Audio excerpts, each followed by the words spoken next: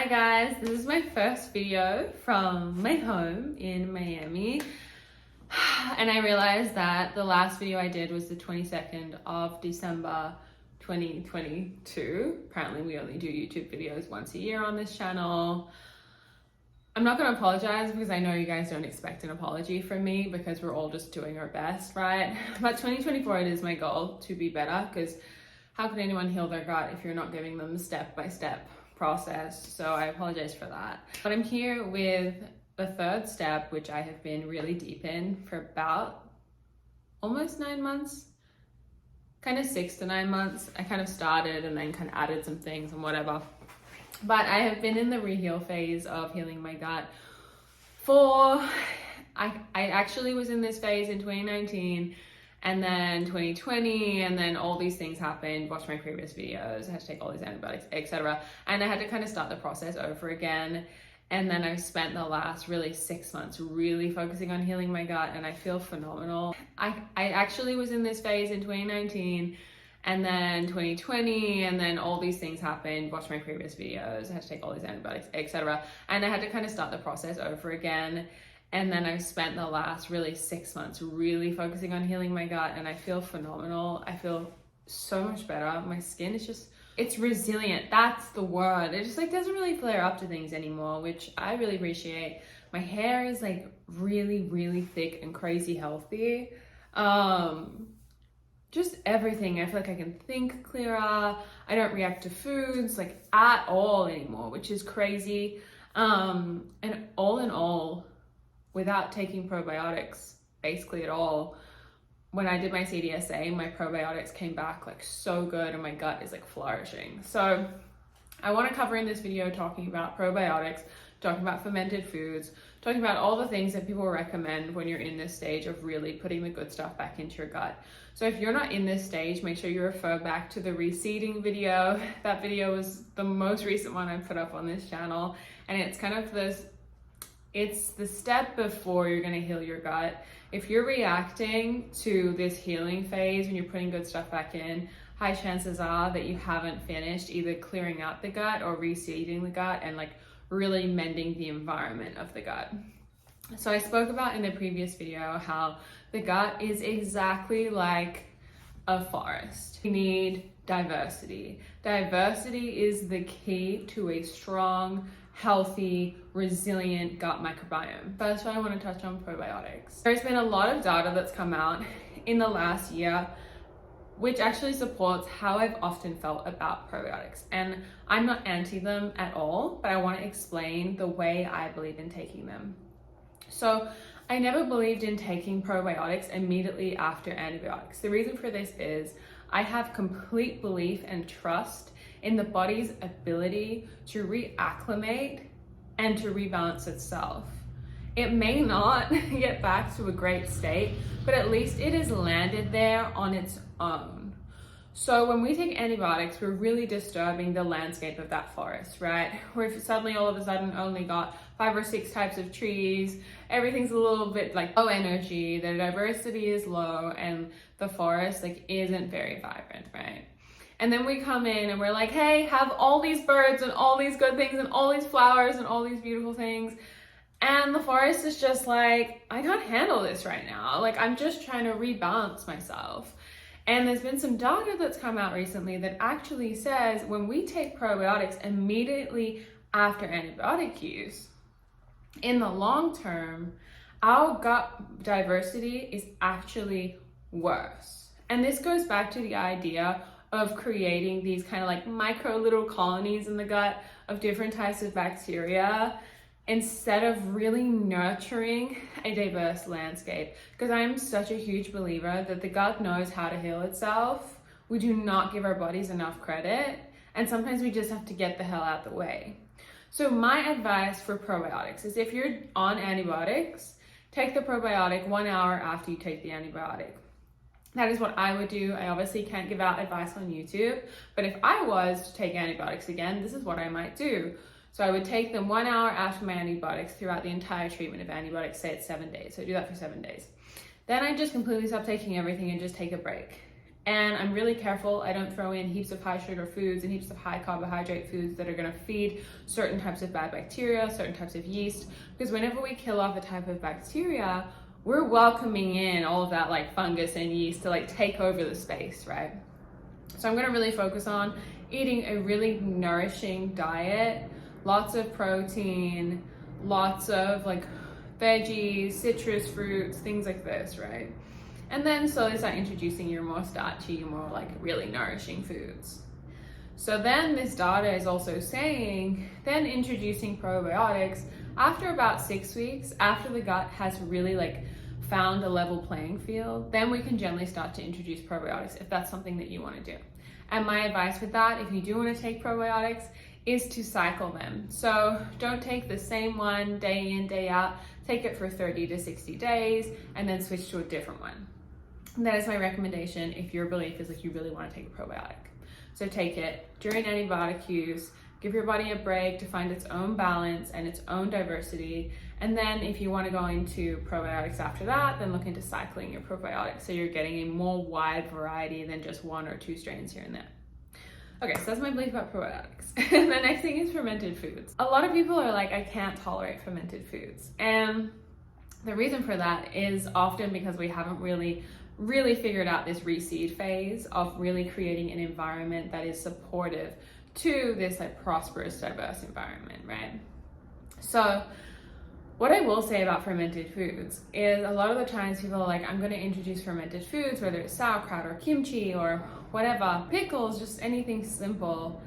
And they're like, I can't tolerate it, but they're eating like a tablespoon at every meal. They're having, you know, like this much sauerkraut on their breakfast, and then they're having some kimchi. This goes back to our body can tolerate things often in small amounts rather than massive doses, right? What I'm gonna turn to is kind of a different way of doing fermented foods. And this is what I have done throughout my heal phase. I'm gonna get to the process that I have been in and things that I have taken that have really helped me to feel really nourished again in my gut. But when it comes to fermented foods, often you're just having way too much of the same thing. After eating foods, the same food, say for 3 days, we start to build up. That's when we start to really build up intolerance after 3 days. And it's to do with our immune system in the gut, how we kind of react to certain foods, right? What I would suggest with fermented foods is like drop the dose to like a tiny amount and never have it 3 days in a row. So maybe have it 2-3 days a week, right? So we're not really building up that tolerance and we're having a really small amount. Then the next week we're gonna have a little bit more and a little bit more and a little bit more. Maybe we start with a teaspoon and we end up with a tablespoon at the end of the month. So that's what I would try if you're trying fermented foods and you're having issues with them. Also, if you're trying kimchi, anything that's spicy, spices can also just be super irritating. So maybe try like a more basic sauerkraut. You can make it at home. Something that is really gentle that's fermented is pickled carrots. And that's something that I have made and I find them really gentle on your digestion. Carrot in general is just like such a good food, it's so gentle. Pickled carrots can be a lot more gentle than sauerkraut, which is in that sulfur-rich family, which for some people can also make them super gassy. That's how I feel about fermented foods. I do think that food is the way to go over having a heap of supplements for that reason that plants and herbs are feeding that diversity in our gut. So if we look into certain plant compounds like polyphenols and like certain saponins and all of these good things that are in, say, green tea and in berries and in purple sweet potatoes, what they are doing is they're an antioxidant. Polyphenols are going to go in, and they have been studied. I could literally show you 10 studies right now that are showing that these plant compounds not only act as prebiotics, they act as postbiotics, prebiotics, and they also are incredible for like modulating the gut microbiome. So clearing out bad bacteria, really helping the good bacteria to flourish and acting as prebiotics. So even though we're talking about foods that aren't necessarily a prebiotic food or whatever, like it's not a fermented food, so many foods have this wide variety of abilities that are in plants and herbs. This is my belief around the gut. That's why I've never filled my body with heaps and heaps of probiotics, because I believe the body knows best and Mother Nature knows best, and human beings, we don't always know best, okay? My belief is that we need to create diversity. It's not about throwing in like 50 strains of good bacteria and being like, okay, I'm good again. We have hundreds of types of good bacteria. And if you want to have a strong, resilient gut and not have a heap of food intolerances, you want to make sure that every single one of those bacteria exists in your gut. The way to do that is through a really diverse range of herbs and plants. And this is why I find Chinese medicine fantastic, because every prescription I write is between 12 and 20 herbs. And these are ancient herbs that have never ever been modified. So now you're having between 12 and 20 new plants with these new compounds in them every single day. This is so incredible for the gut. It goes the exact same way when you look at products. Like, I've got a couple of things to show you. It's not sponsored. Here's a couple of products that I think are really, really smart in the way that they're promoting gut health. So this is Glow by the Beauty Chef. You would have seen I just worked with them on Instagram. The reason this product I find has been so successful is because people see results, because you're taking an extra, I'm not even gonna count them, but let's say about 50 different fermented herbs and plants in this powder. So that biofermentation process is gonna be like you having those fermented foods, but you're having 50 different types. So you're only having like a milligram of each like berry or fruit or whatever. So it's really hard for your gut to like really hate on that, you know, instead of the entire 10 grams coming from pure sauerkraut. Does that make sense? So it's really hard for our body to genuinely react to like a tiny, tiny, tiny amount of something. It's like if someone's gluten intolerant, trace gluten doesn't really upset them, but if they eat like a sandwich, they're having a huge problem. Kind of the same thing goes with everything in the gut. Our gut doesn't like heaps of anything, really. What I really like about this product, they incorporate micronutrients like zinc and vitamin A that are really beneficial for healing the gut, but then also these biofermented herbs and plants with probiotics. So they're using the plants and the herbs to modulate the gut and to help create that diversity. Like I said, with those studies where these herbs and these plants are acting as pre, pro, and postbiotics, as well as, you know, clearing out this like bad bacteria and overgrowth, whether it's yeast or fungus or bacteria, is the huge beneficial role of working with nature instead of working with any kind of synthetic material. Is Mother Nature is never gonna have like one role. It's like every herb that I give to people, they're like, what does it do? And I'm like, there's hundreds of things, you know? So I might be giving you something for a UTI, but it also might fix your gut issues. It's just, plants are so multifaceted, and that's what's incredible about them. And that's what I find incredible about products like this, is because these guys understand the east-west connection to gut health, where we need to do that pre, pro, postbiotic approach, but also with these herbs and these biofermented plants to really encourage the gut to create diversity, because that is what's gonna make your gut unbreakable. I say unfuckwithable, because it's like, I want to be 2024 unfuckwithable, you know, like I want to have my gut where like I can eat things and just not worry, you know. And I have found by incorporating a wide diversity of foods, it took me a while to get here. Yes, it did. Everything comes in stages, but now every single time I run a CDSA, the diversity is just flourishing, getting so much better, and my inflammation is non-existent. And that's not from taking probiotics. That's from taking a wide variety of herbs and plants day in, day out to nurture that diversity. That's like one that's really, really good. I'm trying to think if there's anything else. There's also like Saccharomyces Boulardii, which is a probiotic yeast, which isn't actually a bacteria, which I do recommend a lot of people to take. I've taken it too. It's just really, really good at kind of crowding out the gut, stop that like bad bacteria from flourishing, the yeast from overgrowing, because it's actually a probiotic yeast. So it kind of has this crowding out effect that a lot of people take it during antibiotic and after antibiotic use. So it can be really interesting. That's what Saccharomyces Boulardii. There's another brand that's a similar idea. This is called KOSO.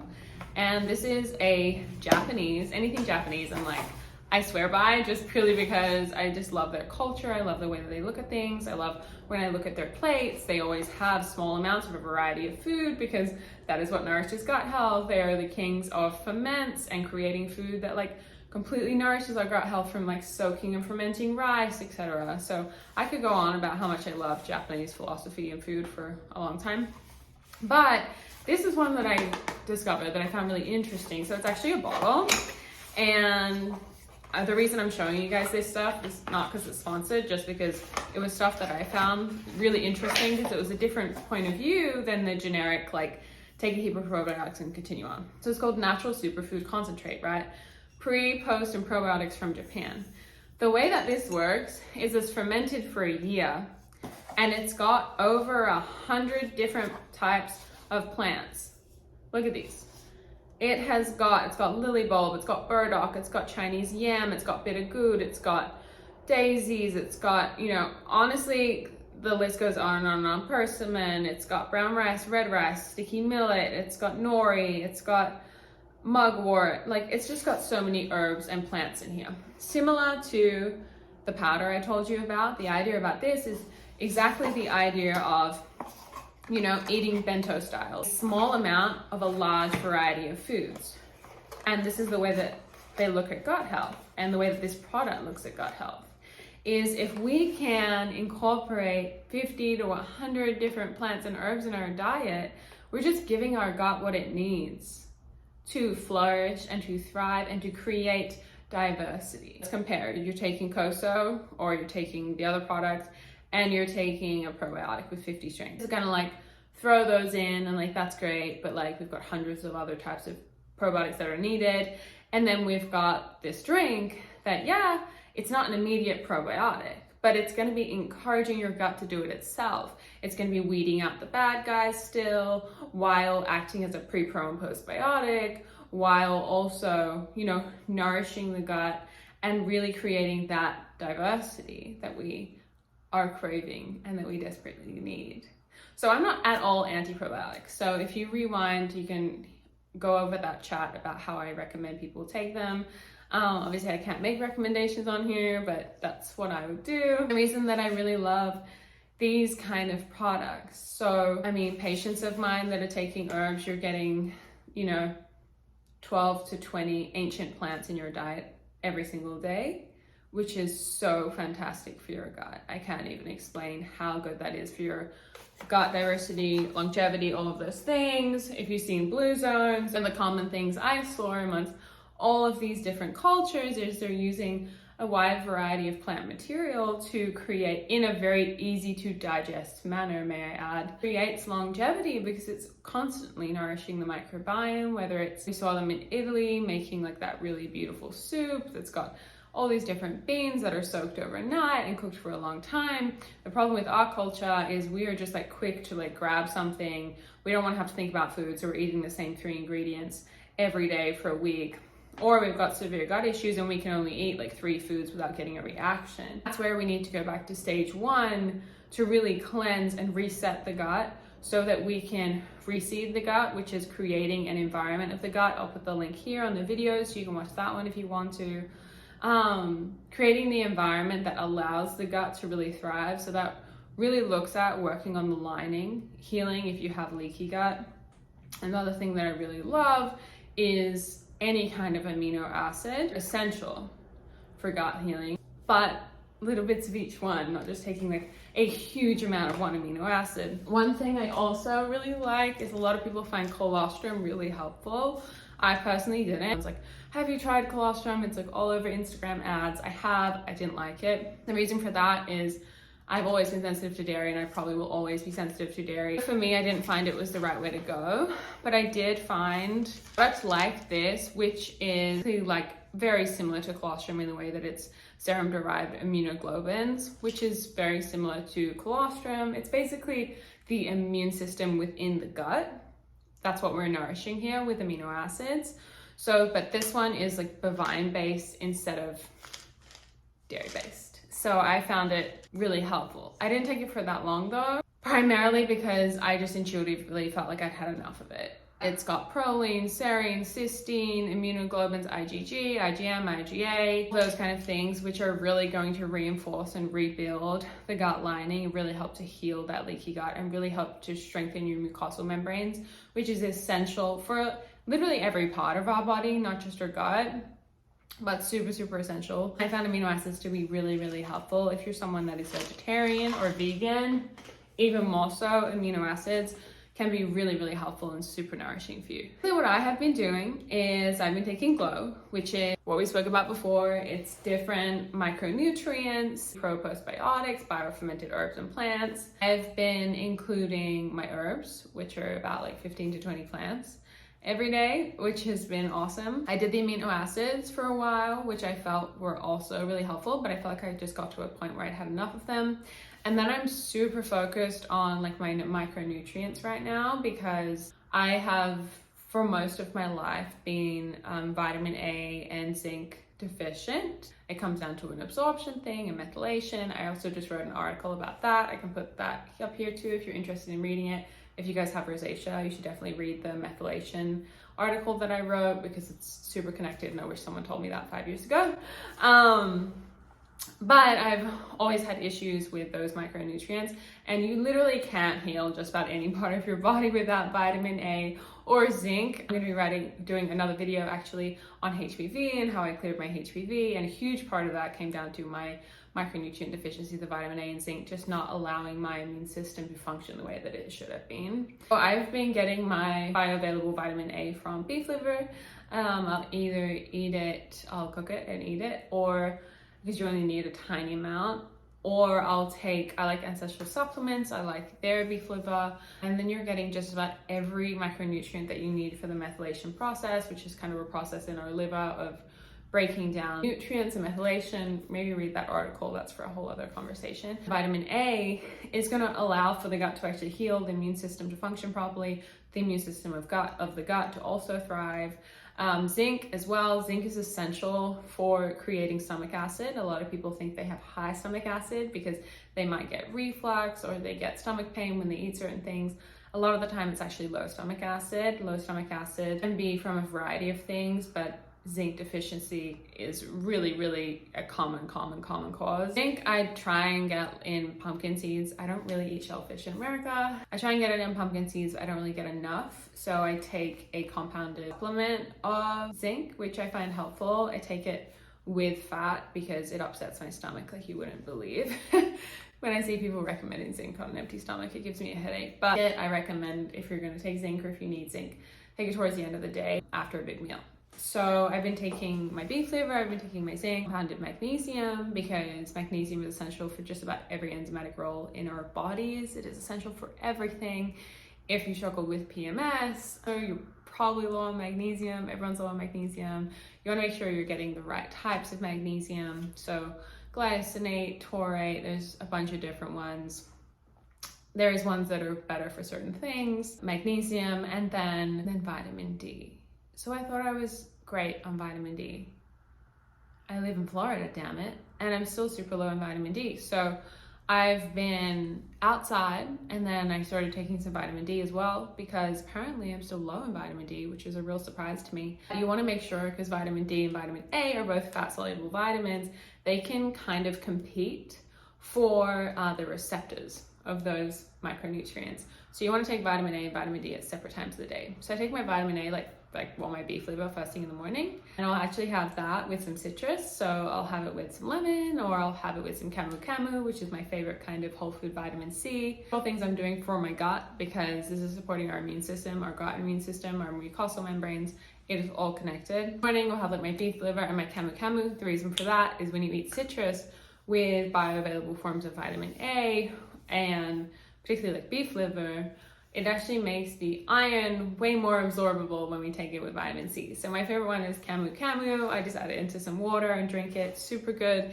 If anyone's getting sick in the winter season, I'll take like 5,000 IUs of vitamin D now that we're coming into winter as well, and I'm a little bit low. Vitamin D is also essential for literally almost every role in our body, and definitely for our hormones, for our progesterone, for balancing our hormones, for our moods, everything. I'm taking vitamin D and then zinc and magnesium. Zinc I take at the end of the day with the magnesium. I think that also contributes to sleep. And this is where I explain to people, I will always opt for whole food sources of supplements, like the vitamin C I take is camu, the vitamin A and all the trace minerals I take is beef liver. But then also I will take like a vitamin D or a magnesium or a zinc, because there are things I've been chronically low in for a long time, and they're really hard to get just natural sources, right? I'm not anti-supplements, I'm not anti-probiotics. I am just sharing my wisdom of like, nature always knows best, and if I could get X amount of zinc from a natural source, I would. So those things, recognizing my micronutrient deficiencies, and yours will be different to mine, recognizing those things have also really helped to bolster my gut, because it's really helped to bolster my immune system, and also allow vitamin A and zinc are essential for anyone that has leaky gut, anyone that has mucosal integrity. They're just really helpful overall for your immune system going into winter as well. That's kind of what I've been doing. I've been focusing on my micronutrients. I've been living in sync with my cycle, which I've been doing for a long time, which has been a game changer all around, because your gut and your hormones and your skin and everything is so connected, as you guys know.